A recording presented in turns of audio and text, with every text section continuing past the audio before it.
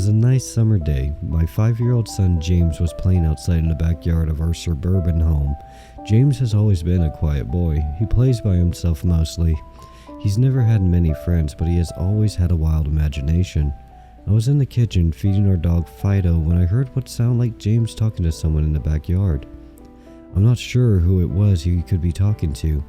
Could he have finally made a friend? Being a single dad, it's hard for me to always keep an eye on my son, so I decided to go outside and check on him. When I went into the backyard, I was a bit confused, because James was the only person back there. Was he talking to himself? I could have sworn I heard another voice. "James, it's time to come inside," I called out to him. He came inside and sat down at the kitchen table. It was about lunchtime, so I decided to make him a turkey sandwich. "James, who were you talking to out there?" I asked. James looked up for a moment. "I was playing with my new friend," he said, smiling. I poured him some milk and continued to pry, as any good father would. "Does your friend have a name? Why didn't you ask him to have lunch with us?" I asked. James stared at me for a moment before replying, "His name is LaughingJack." I was a bit taken back by what he said. "Oh, that's a strange name. What does your friend look like?" I asked, a bit confused. "He's a clown. He has long hair and a big swirly cone nose. He's got long arms and baggy pants with stripy socks, and he always smiles."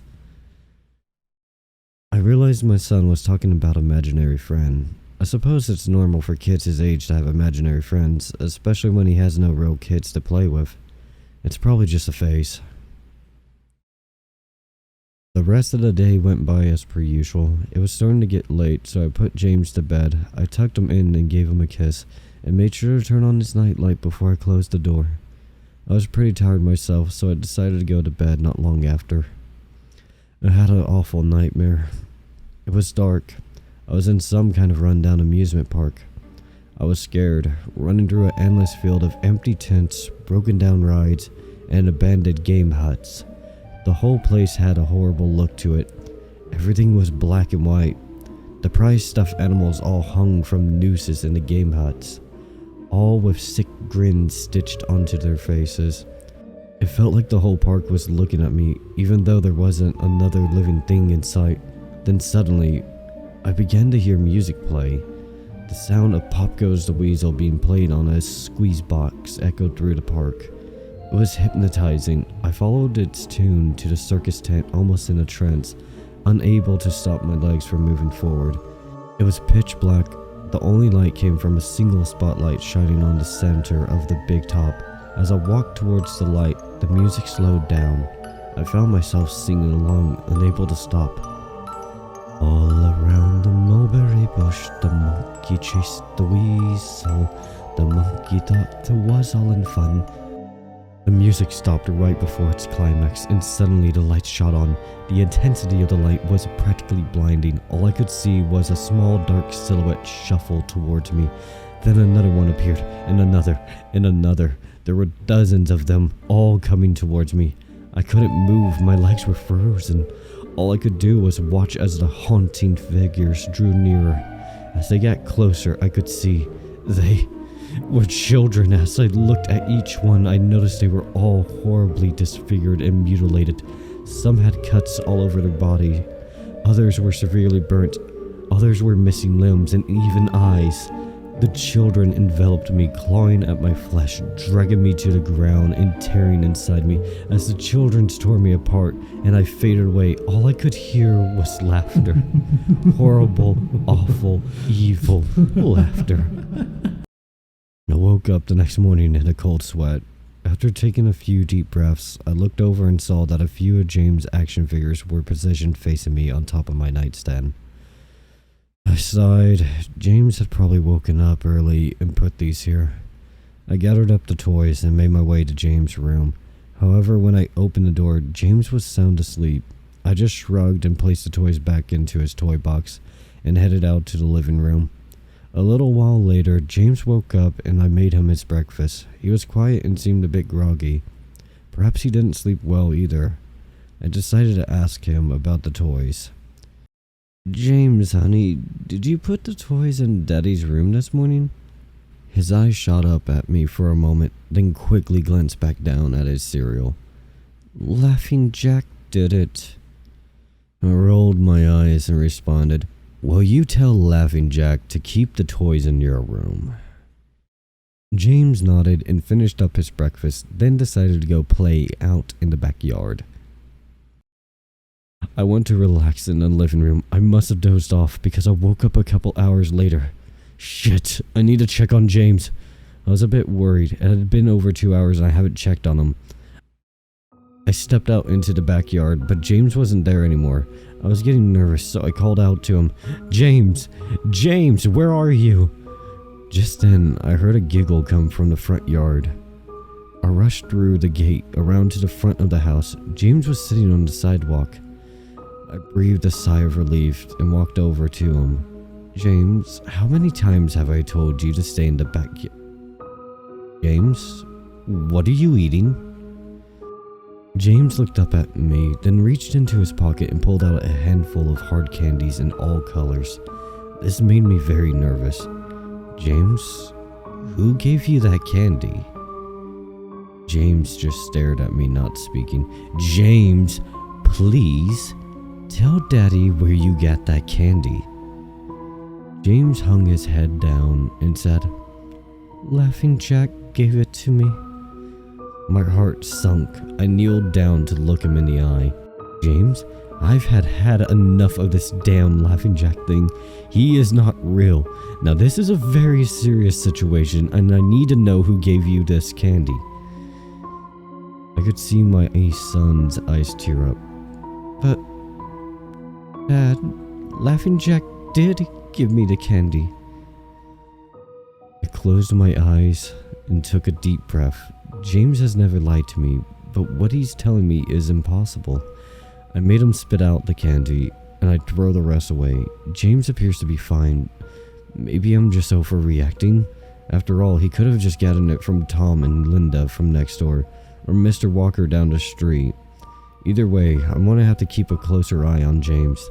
That night, I put James to bed as usual and decided to go to bed early myself. Suddenly, I was woken up by a loud bang coming from the kitchen. I sprung out of bed and hurried down the stairs, and when I got to the kitchen, I was horrified. Suddenly, I was woken up by a loud bang coming from the kitchen. I sprung out of bed and hurried down the stairs. When I got to the kitchen, I was horrified. Everything on the counter has been thrown on the floor, and our dog Fido hung dead from the light fixture. His stomach was cut open and stuffed with candy, the same type that James was eating earlier that day. My shock was quickly broken by a sharp scream coming from James' room, followed by loud crashes. I quickly grabbed a knife from the drawer and moved up the stairs with the speed that only a father whose child is in danger could have. I burst through the door and flickered on the lights. Everything in the room was knocked over and tossed on the floor. My poor son, in his bed crying and shaking with fear, a pool of urine staining the sheets. I scooped my child up and ran out of the house and went next door to Tom and Linda's house. Luckily, they were still awake. They let me use their phone and I called the police. It didn't take them long to arrive, and I explained what had happened. They looked at me as if I were crazy. They searched the house, but all they found was a dead dog and 2 trashed rooms. The officer told me that someone had probably gotten into the house and done this right before making a quick escape when they heard me coming up the stairs. I knew it wasn't true.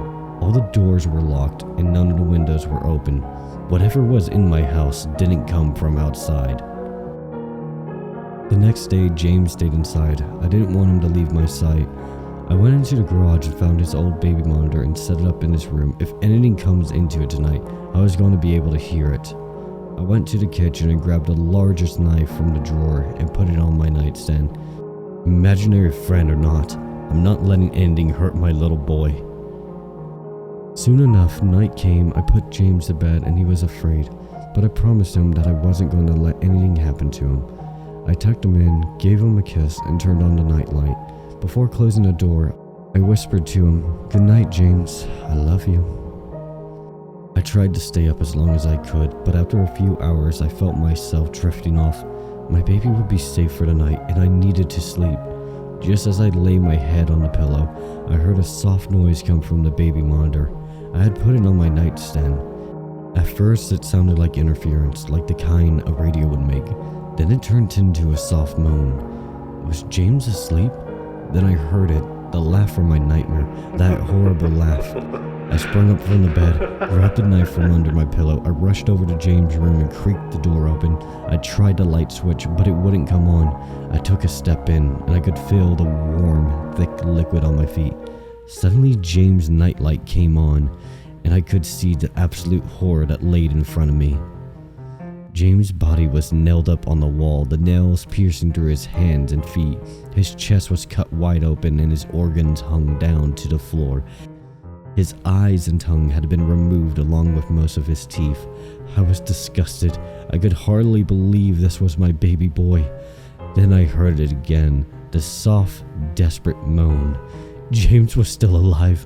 My baby, my poor baby, in so much pain, barely clinging to life. I ran across to the room and vomited on the floor, but my sickness was interrupted by a horrible cackle coming from behind me. I spun around while still wiping bile from my mouth. Then out of the shadows emerged the fiend responsible for all this horror. LaughingJack. His ghost white skin and matted black hair hung down to his shoulders. He had piercing white eyes surrounded by dark black rings. His twisted smile revealed a row of sharp, jagged teeth, and his skin didn't look like skin at all. It almost looked like rubber or plastic.